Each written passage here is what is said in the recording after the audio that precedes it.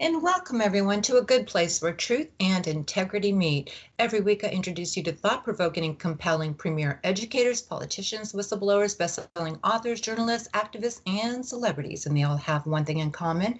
They're people of truth and integrity, and many are considered modern-day heroes. So who am I interviewing today? That my guest today is Jonathon Jacubowski. He is a Christian husband, father, author, business leader, and millennial.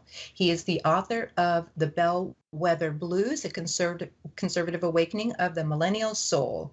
Jonathon and Bellwether Blues have been featured on the Rush Limbaugh Show, Newsmax, the Washington Times, Newsweek, the New York Times, BBC World News, the Federalist, and dozens of other leading media outlets. His op-ed in The Hill was retweeted by POTUS himself and featured on Fox News. He's executive committee chair in the Wood County, Ohio Republican Party and member of his county's Board of Elections, and helped secure a big 7.6% win in his suburban rural county, including with a large swath of younger voters. He played football at Bowling Green University and received his master's degree in public policy from Georgetown University. Jonathon leads an innovative and award-winning startup called Smart Solve and lives in Ohio with his wife and 4 kids. So welcome to the show, Jonathon.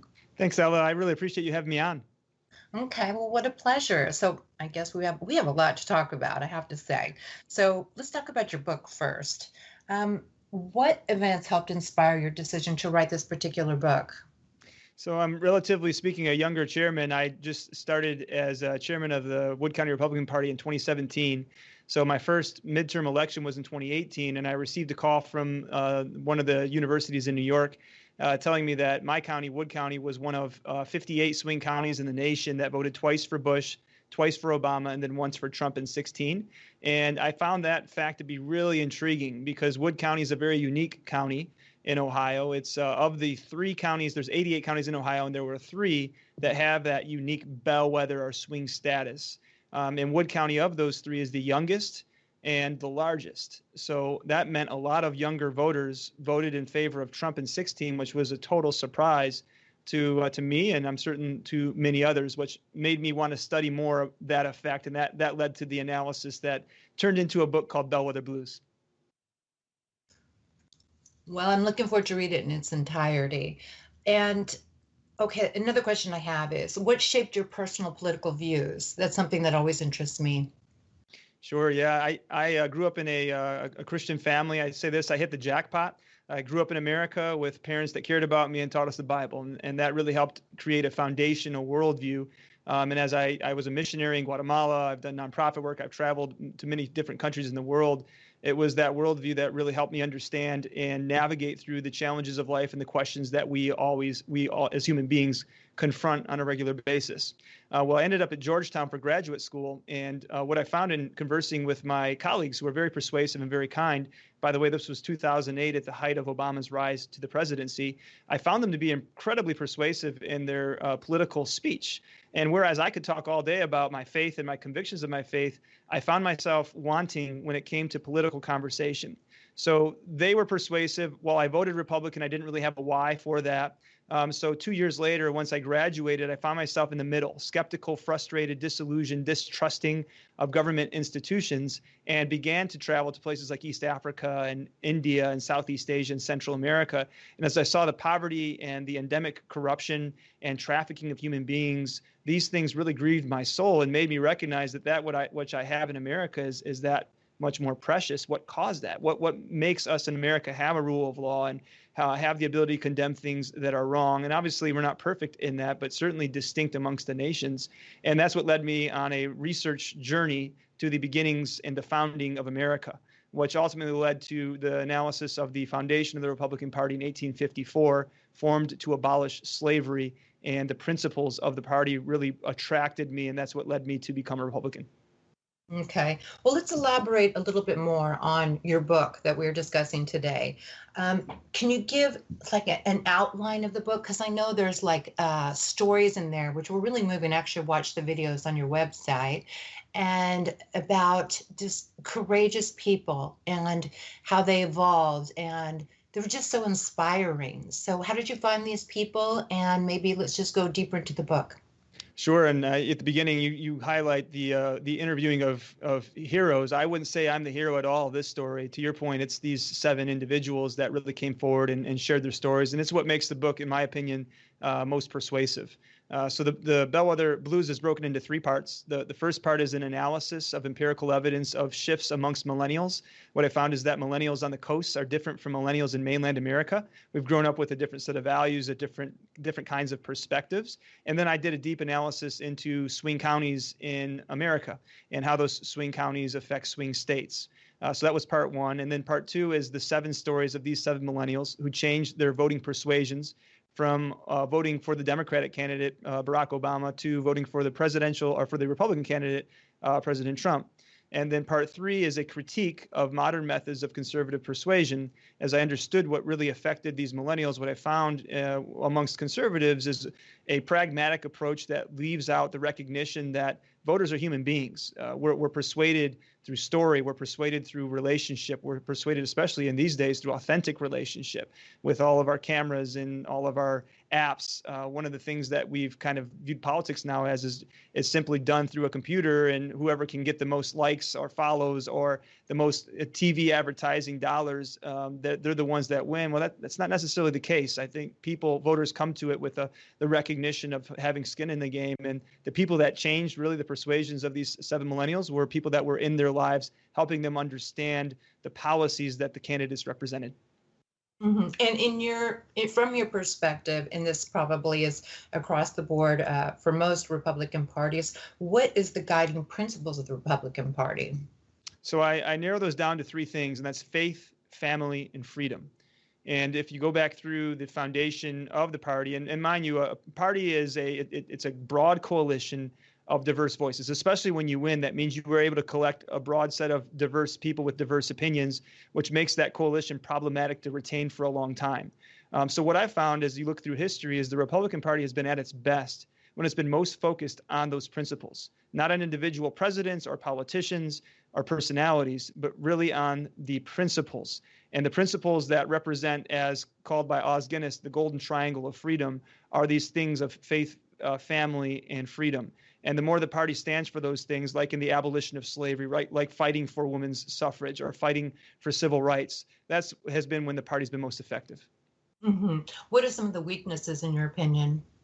Well, the weaknesses are the contemporary approach to politics.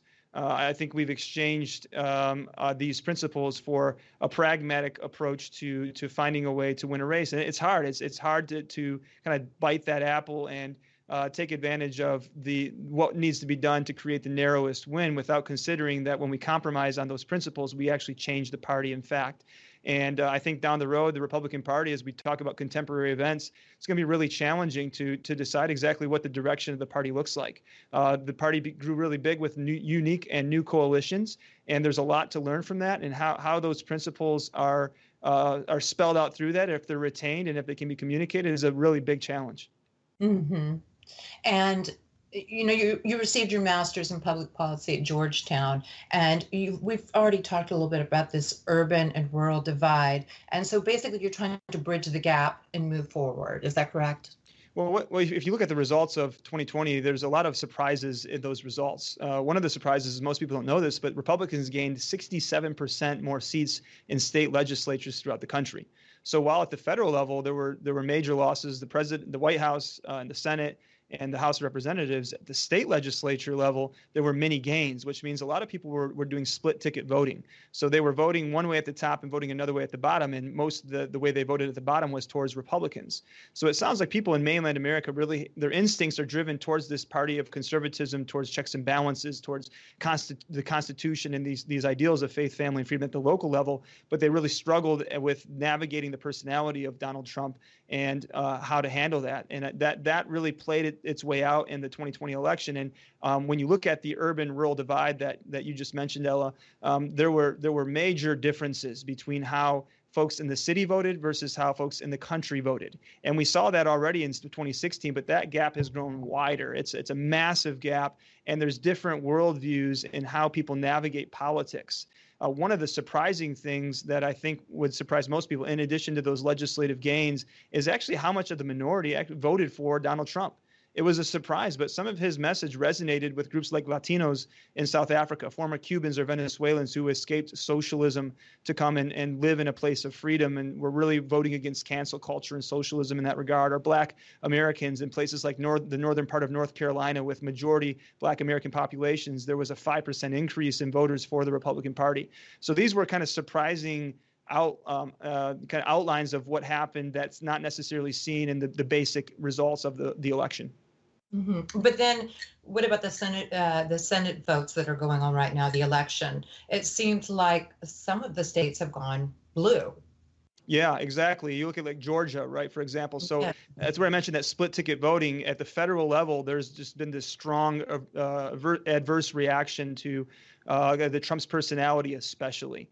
And you see the response in some of these states, and in Georgia that carried its way through. And I think there were major problems with how Georgia was being navigated, and it made it really difficult on those two candidates. I think if those candidates had run in a different election, and in fact, we'll see again in 2 more years, has Georgia indeed become blue, or is there a different effect with a different candidate without the Trump effect, as we'll call it, in that specific state? Yeah, that's what I sense. And Trump is so different from many of the conservative Republicans that I know, faith-based Christians, people that care about the family. And it's almost like there are 2 parties within the Republican Party at this point, or there may be eventually. Well, it's going to be a real challenge. I mean, there's a lot of articles out there talking about a pending civil war. One of the things that I was often asked is, how could I possibly, as a Christian and someone that really seeks for the good of society, how could I possibly vote for someone with the history and the reputation of Donald Trump? So it took me a while to answer that question, but as in 2016, I was fighting and doing everything possible in the primary to get Rubio. That was my favorite candidate across the line. And then when he lost, there was kind of this reckoning of a decision that you had to make. Voting for president is a very binary decision. There's not nuance to it. You're voting for one candidate or the other. So recognizing that, I had to decide the pros and cons of each candidate, and I came up with this 3-way approaches I look at how I vote for president. The first is you look at the leadership, the personality, the charisma of that individual. And I had to say with Donald Trump, I found that wanting. There was a lot of things about his past, his character, the way he communicated that really concerned me. So I gave that, let's say, a thumbs down. The second thing that I look at with the candidate is his policies. What's most important about a president's role is outlined in the Article 2 of the U.S. Constitution, and that's the executive authority. And that authority, I think, unfortunately, has grown to levels that are not ideal when you look at the way the Constitution was framed and the vision of many of the founders that led to the success of America for many years. That executive's role has grown so powerful. We now have so many special interests and so many groups desiring to make sure that they get the right person, their person in power, and we'll do everything possible to make that happen. So Article 2 policy making matters critically because the power of the president is significant, and who he brings on board is significant. And when he chose Mike Pence as his vice presidential nominee, that's really what was one of the first things that persuaded my considerations for him. And knowing Mike Pence and trusting him, I knew that the policy making, he would have advisors and guides that could help him frame the right policies that fit with that conservative platform. So the third thing, because that's 1 for 1, that was my thumbs up, thumbs down. The third thing that was make or break for me, and this is arguably the most important and the most significant power that the president has, is their responsibility to nominate Supreme Court justices and federal court justices identified in Article 3.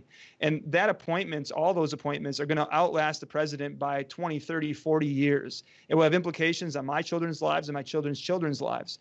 And one of the things that Trump did in 2016 before he ended up winning in November was he put a list out of Supreme Court candidates, and those people that were vetted were really what persuaded me to vote for him. So it was 2 out of 3 is what led to my calculus, and I don't think that's too dissimilar from many other Republicans that are out there who made that vote happen.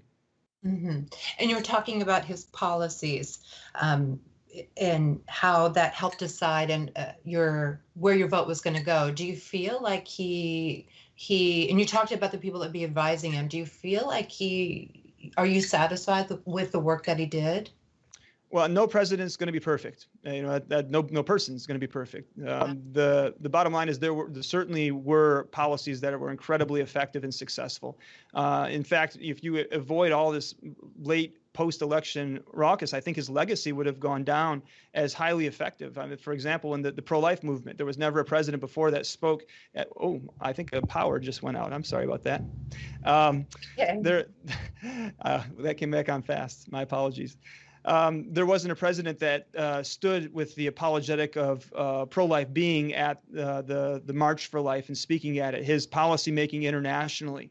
One of the concerns that you hear at places like in Northwest Ohio and Northeast Ohio are the concerns of manufacturers who see our jobs going overseas and our reduction of sovereignty with multinational institutions. His fight to create bilateral trade agreements, which gave us more power and authority, that was a big deal for many constituents. His defense of Israel, the lone democracy there in the Middle East that stands for the same rights and ideals that we stand for. You know, many of those policies were effective. There's more I could enumerate, but yeah, I think overall his policymaking was effective, and there were a lot of accomplishments that I would certainly stand for.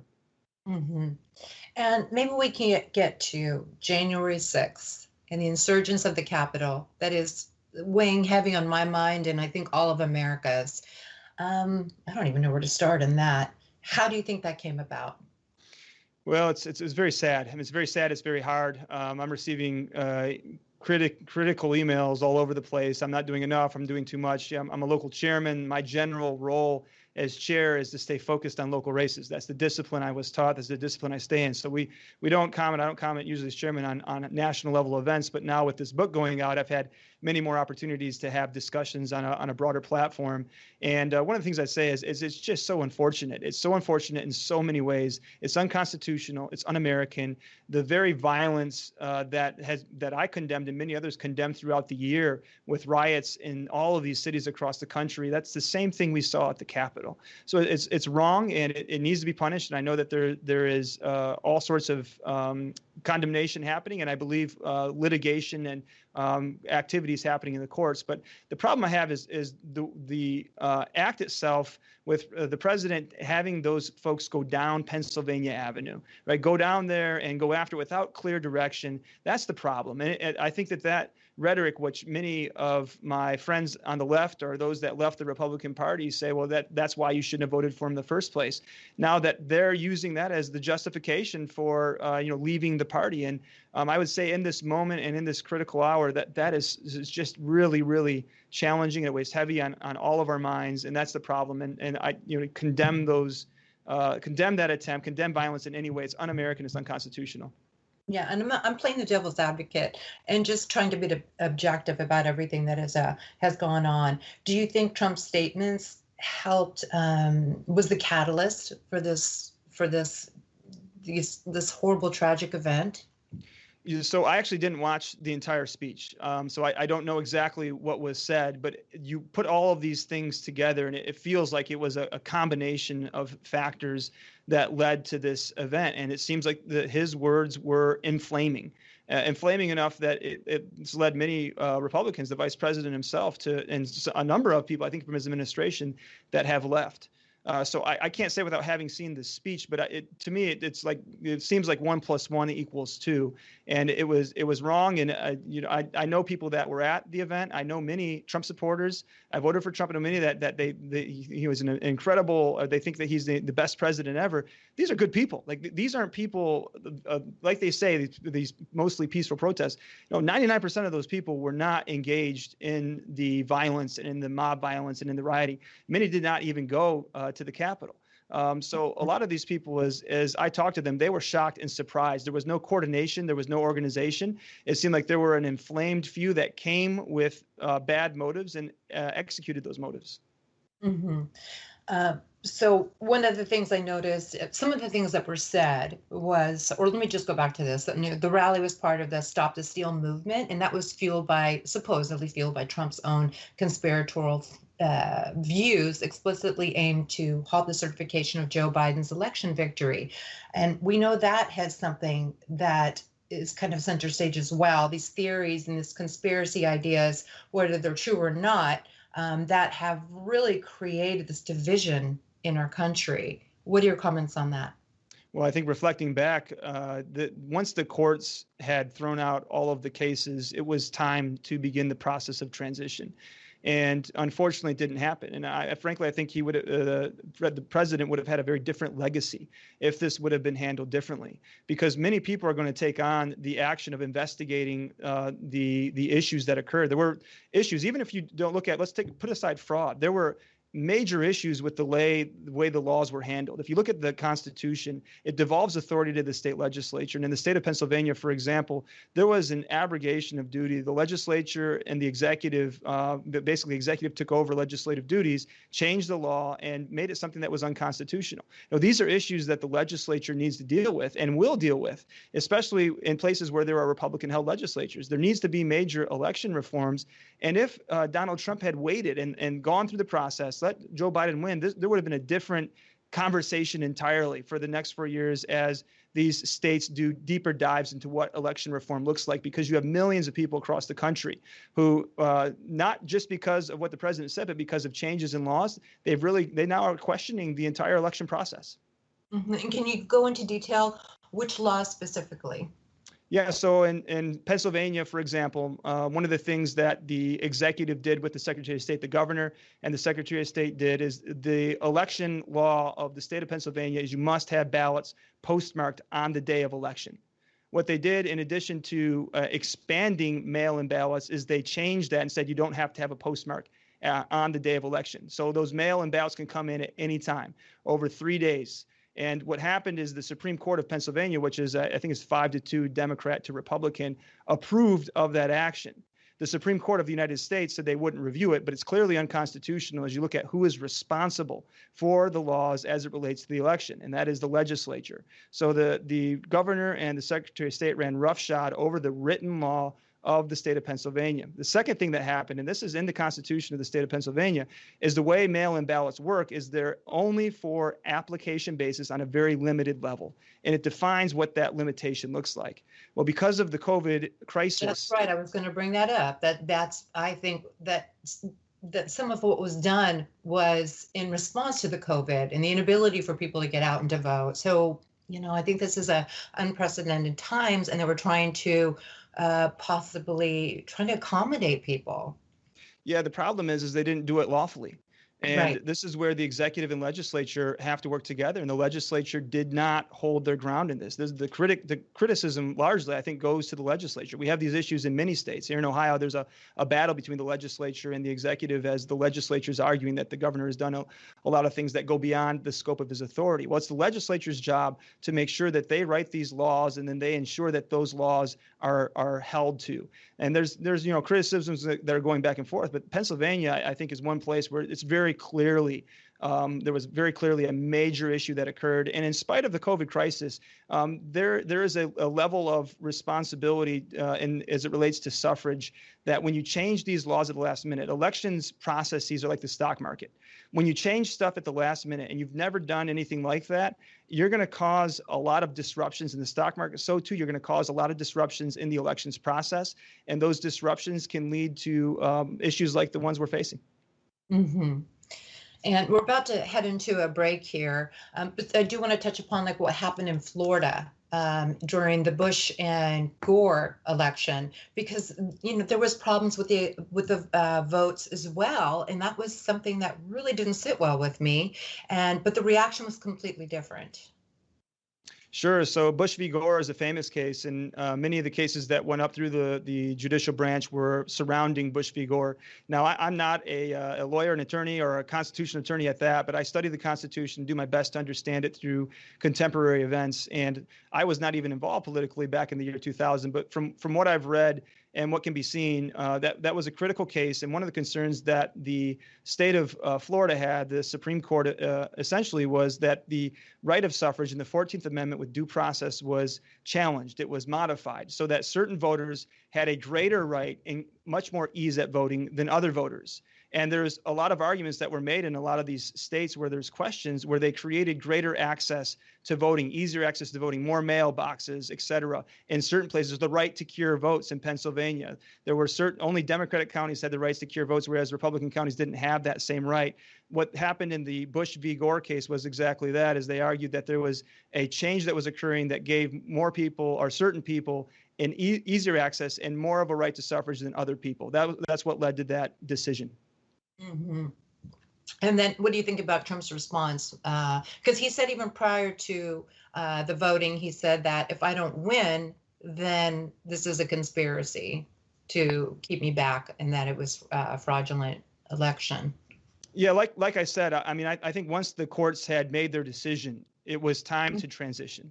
And that didn't happen, and the consequences that are being played out, all over the country now. So that was my position. Is as soon as the court cases failed, it was time to begin following the gates, the check marks, the points in the Constitution that allow that process to move forward. Mm-hmm. Okay, well, we're just going into the break here, and again, I'm interviewing Jonathon. Take about.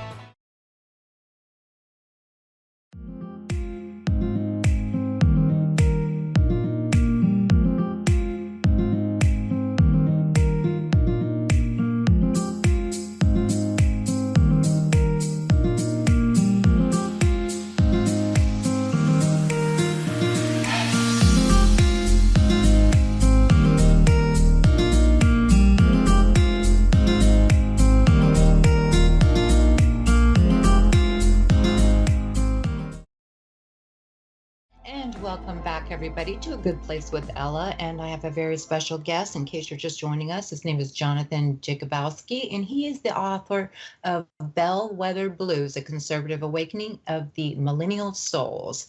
And we've had quite the discussion, very in-depth and very quick-paced. And so at this point in time, we're going to move it to the GOP and how we move forward from here. And so I'm just going to turn it back over to you, unless there was any thoughts you wanted to finish prior to the break. Well, thanks, Ella. I'll try to slow down. This is a fast-paced conversation. It's a real challenge to consider what the future holds. The GOP is at a crossroads, and there's tensions that are pulling at it from all different sides. There are folks that are anti-Trumpers who left the party, who are wanting the party to come back to them and blaming and condemning leaders who supported Trump. And then you have the full Trumpers who are arguing that the party needs to stand behind the president all the way through, even beyond the election into the future. So you have these tensions pulling at it. And what I think is lost in all of the tensions are, how do you persuade voters? And what are the principles that the party is going to stand for? Back to the earlier topic of conversation.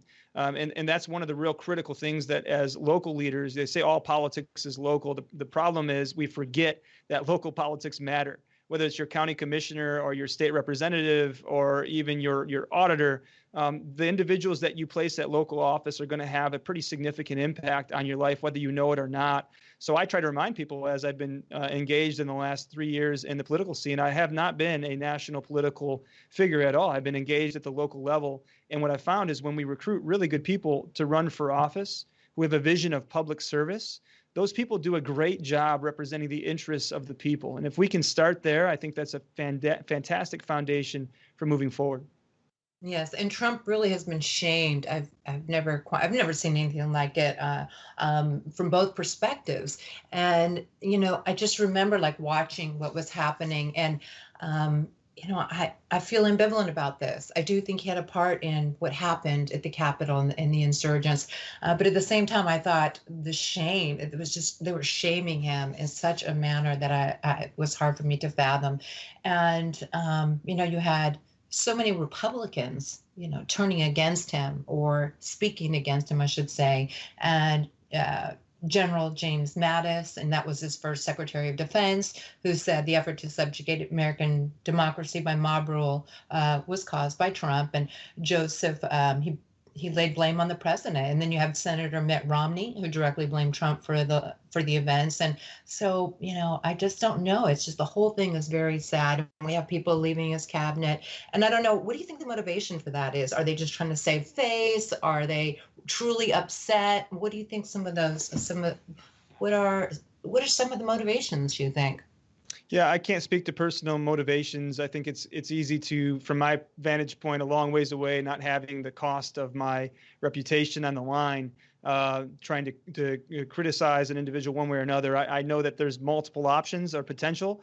Some of it could be saving face. Some of it could be, the indignation that resulted from it. There's a lot of potential reasons why individuals are leaving the administration. And, frankly, one of my concerns, Ella, is leaders need to come out and condemn this. This event is un-American, unconstitutional. Here's the concern I have with the left of center media. I said a victory for Joe Biden would mean a victory for cancel culture. And one of the reasons that many voted for Donald Trump was because he fought that idea of political correctness, cancel culture, big tech, big media dominating what we think, what we say, and what we do. And the issue now with these forces having gained a foothold is back when there were riots and there were businesses being broke into. I had friends who lost their businesses and their livelihoods were damaged as a result of it. Why weren't they condemning it then? They can condemn this now, but why weren't they condemning it then? So it falls on all of us to condemn violence, to condemn riots, to condemn things that are un-American and unconstitutional. And certainly if I were sitting here and trying to defend it, then in my opinion, that would be hypocritical. So as long as people are consistent, I think, in how they look at these issues that we're seeing across the nation, those are the voices that I trust. When there's inconsistency, then that's where I have issues. I feel the same way about that. And let's talk about the left and the middle, because I kind of consider myself in the middle. And I'm in the middle because of how radical the left has become.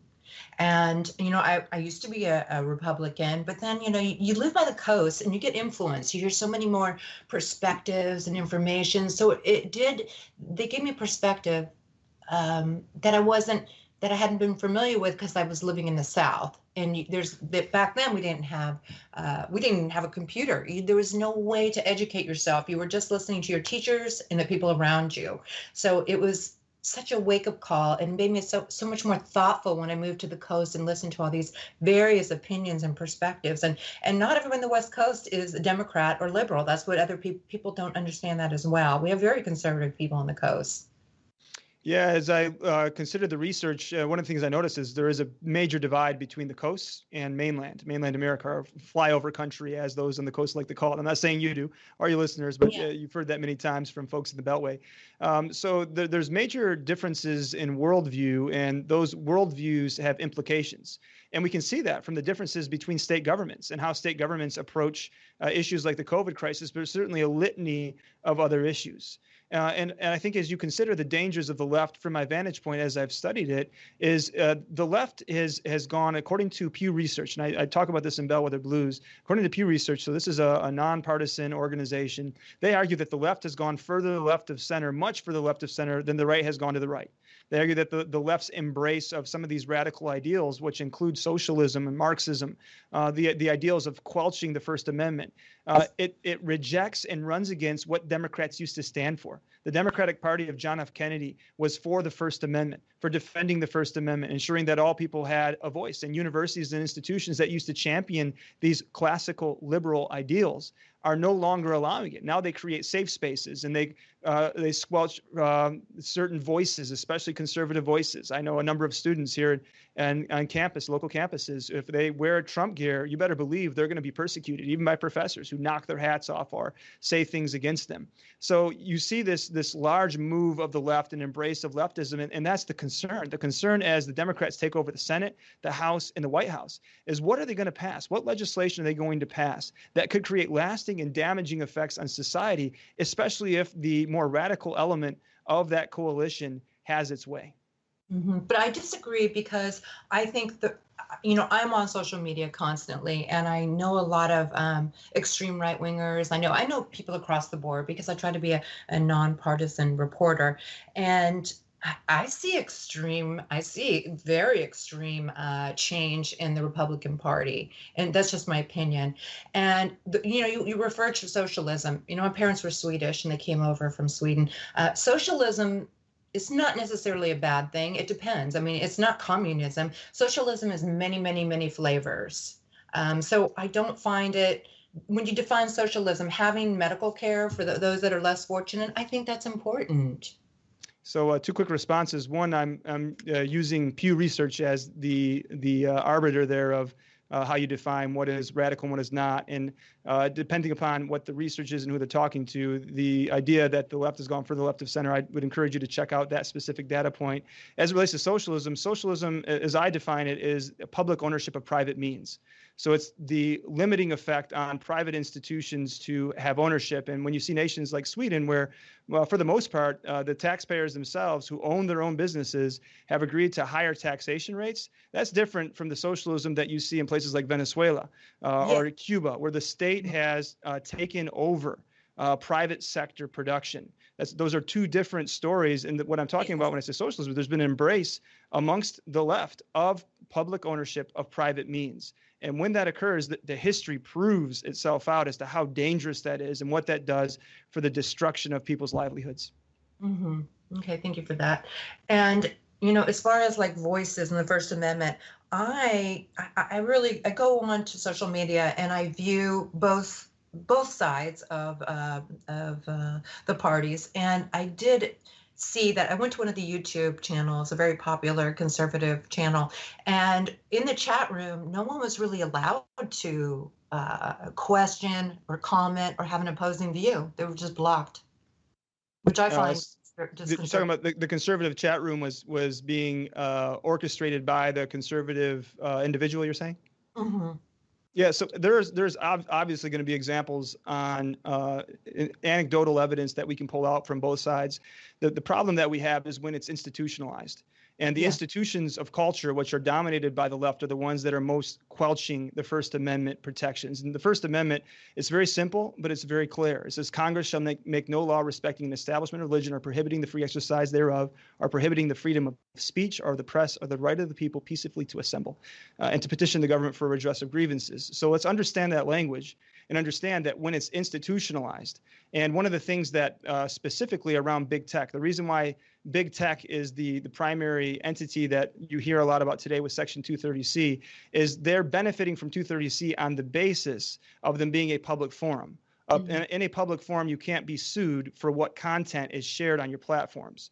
Once you go in and start to become an arbiter of the information and content that is shared on that, no longer are you a public forum, you're a publisher. You're a publisher like the New York Times or like the Washington Post or any other number of newspapers who can be sued. So in essence, it becomes subsidized taxpayer money that is supporting their usage of 230C, which is supposed to be for broad use and broad open communication, and it becomes that arbiter. And that's one of the big issues that we face, which is why you hear all the cries for reform on 230C. Mm-hmm. And I just see what's going on. They would happen with Trump and his social media. And with that said, I feel I feel for the owners of these platforms. I do. There's like a no-win situation for them. You know, let's allow people to say everything they want, and that becomes chaos. There becomes hate speech. There's racism. So then, they start making rules and things. It starts to narrow itself, the information, and people are blaming. Well, I think I don't have as much empathy. Maybe I should. I don't question the complexity of decisions. I just think when it's so one-sided, for example, when you can give the embassy of China in the U.S. the ability to talk about how they're using concentration camps with the Uyghurs to purify women so that they're no longer tied to their husbands and they're free and they're able to have gender equality. I mean, they're specifically using that propaganda, and you allow that to be tweeted out. But you go in and you crush other voices that are out here, like Josh Hawley and others that are out there. I think that there's so much hypocrisy and misuse that speaks to a bias that comes from one direction alone. And if they were to fix that, and there were, I think, a fair-handed approach at using that, it's a different story. But the bias has been very clear.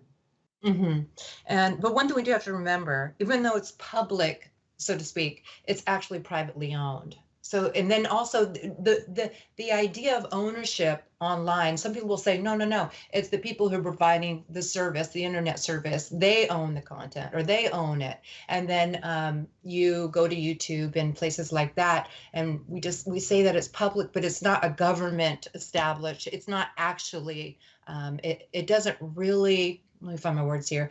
It's not really a place for free speech. People don't know the Constitution. I've read it in depth, but really and truly, social media, I don't think is applicable. That's not applicable to the First Amendment. The reason it applies here, Ella, is because they are leveraging a significant benefit through 230C. The section created, I think it was 96 by Congress, was created for those individuals to create public forums. Because they're saying they're a public forum, they don't have to have attorneys, they don't have to hire legal staff. I wouldn't have a problem if YouTube and Facebook and Twitter said, no, we're a publisher, we're going to publish content that we see fit, which represents a prevailing left of center worldview. Hey, that's up to them. They're free to do that, just like the New York Times and Washington Post is able to publish whatever content they think that fits their worldview. That's absolutely normal and fine and okay and accepted. The problem is when these entities leverage the advantages of a clause that reduces their need to have legal staff to defend them in a court of law, reduces their need to worry about libel and defamation. That's where I have issues with them taking advantage of public means, even though they're saying that they're not, that they are a public forum, but they're acting like a publisher. Mm-hmm. Okay, well, thank you for that. And what else do I want to talk about? How do you think Biden's going to do? What's your opinion on Biden? Because let's see from your objective standpoint. I try to speak as objectively as possible. You know, I think one of the things that people appreciate about Joe Biden was kind of his approach to rhetoric. The way that he talks is very different from Donald Trump. Now, that first debate was just something else. But generally speaking, I think one of the things about Biden is he has the ease of communication without all of the, all the flaming arrows and the fights that go back and forth. And I think a lot of American people are excited to move into an era where you're not going to have as much animosity that's going on in communication. The thing that I hope for is the Joe Biden of the 1980s and 1990s, not the 2000s. If you look at his record, his legislative record as a senator, I mean, he's been a senator for a very long time. 47 years he's been in public office. Too long, in my opinion. I'm for term limits. I think most Americans are. But when you're in that long, you have quite a record to look at. And there was a fundamental change that shifted as the party changed. I mentioned that research that was done in Pew. They looked at the party of the Democrats and Republicans in the 1990s, and then in the 2000s, you see a fundamental shift. And Joe Biden was central to that. So I hope as he takes over and he says he seeks to heal the nation, well, one way of doing that is by not passing radical legislation that only represents one side of the aisle. And I honestly don't anticipate that being the case, but that's my hope, is that he represents the way that he legislated back in the 1980s and 1990s. Yeah, I don't anticipate that either. He is a conservative Democrat, in my opinion. People might argue with that. And what do you think about Kamala? I think she's just quite a powerhouse. And I think as a team, they're going to, but see, she is more liberal. So who knows? Let's see what's going to happen, I guess. Well, the concern with Biden's candidacy was, frankly, his age. And many, I think, critiques were he seems like a Trojan horse. They're using him, the Democrats are using him just to get across the finish line so that they can bring about all sorts of nefarious and dangerous legislation, which includes packing the courts, things like massive changes to abortion laws. One of the core convictions of my life is the right to life, pro-life conviction. So that's one major concern. And I think as you've seen Kamala Harris's view as a vice president, the way that she went after enemies to Planned Parenthood, it reflects some of her animus towards those conservative platforms. So very concerning. Mm-hmm. Okay. And what else? What do you got planned? I mean, we're coming up. We just have like 10 more minutes. What do you have planned for the future? Well, I appreciate you asking, Ella. I didn't anticipate being on your show. Like I said, this is for heroes and other leaders and people that are out here doing amazing things. So I'm frankly humbled and honored that you would invite me onto the show. I have a young family, and I run a business that's involved in sustainable packaging. We work with water-soluble paper, and it's pretty amazing being a part of the sustainability movement. Most people wouldn't expect a conservative like me to be in that movement. So I love being engaged in that business. I'm blogging now. I'm blogging on Newsmax. I have a monthly blog called The Red Pill. I just had my first blog come out today, where I talk about reconciliation. One of the things that I found, again, back to Bellwether Blues, was authentic relationship really matters. And I think the only way that we can prevent civil war from occurring and more events like the riots and the violence that we've seen throughout the last 12 months is through local relationships, through connecting with other people. So not only do I want to talk the talk, I want to walk the walk. So here locally, doing what I can to build relationships across the aisle, build relationships with those that surround me of differing opinions. I also have an organization I founded that does work in Guatemala with at-risk youth. I lived in Guatemala as a missionary and returned home and saw a major need for helping children at risk, in poverty, fatherless, and in dire need. And I want to continue as we're growing. There's greater needs working with that organization and doing work here in my area, my neck of the woods, to help with fatherless youth in Northwest Ohio. Those are a few examples. But as I say this, Ella, the one thing I would note is in life, we have many, many opportunities, thousands of opportunities to do thousands of things. But what I really look for as a man of faith are the assignments. What has God called me to? And I think one God assignment is better than thousands of nice looking opportunities. So I hope I choose the right assignments. Mm-hmm. We got to be his vessel. That is my core conviction and belief. My wife and I, we really believe that Proverbs 3, 5, and 6, trust in the Lord with your whole heart. Lean not on your own understanding. In all your ways, acknowledge him, and he will guide your paths. Mm-hmm. And you also have a website. Yes, for the Bellwether Blues, it's bellwetherbluesbook.com. If you can see behind me, the book, the spelling of the book is a little unique. We're used to spelling it Bell with like the way you spell weather, W-E-A-T-H-E-R, but it's B-E-L-L-W-E-T-H-E-R, bellwetherbluesbook.com. And we can find you on Twitter. You can find me on Twitter. I try to stay Twitter light. You know, one of the things that we see with younger generations, Ella, is the amount of vitriol and people say stuff or tweet stuff that they would not say face to face. And I think that has been to the detriment of society. And I think I haven't seen it yet, but I've heard there's this documentary out called The Social Dilemma. And I think it's something that we all should consider as it relates to how much time we spend on social media, how much time we engage with others. One of the things that my wife and I look at as we raise young children is at what point do we allow them to be introduced into that world because of the dangerous and toxic effects that are potentially there with those mediums. Mm-hmm. And then, of course, you're on Facebook as well, which I think is still an important. Sometimes, like, we have to, what do I say? Sometimes you have to use evil for good. That's right. You want to take the best of it, right? It's a tool. Yeah. It's not. It's up to us exactly how we're going to use that. So that's really what I try to do with social media is just use it as a good tool to communicate things that are virtuous, things that are good, things that are upworthy, things that are right and noble. I can't say that I'm 100% on that, but I really try to stray away from toxic arguments of name calling. And I'm not saying it doesn't happen to me. I get all sorts of hate from all sorts of people, but instead of responding to it, it's just better to let it go and move on to the next day and focus on communicating the message that you're inspired to share. I like that. I tried to abide by that myself. Are you planning on writing another book?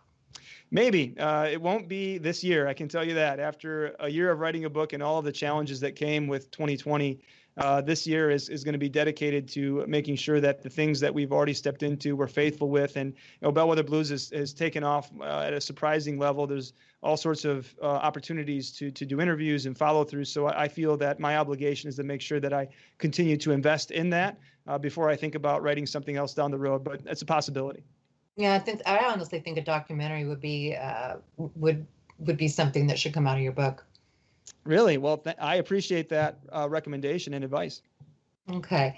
And let's see, we still have a couple more minutes. Let's see. So what do you think is going to happen with the senators and with the House? What do you think is going to happen in the next few days? Do you think they're going to invoke the 25th Amendment?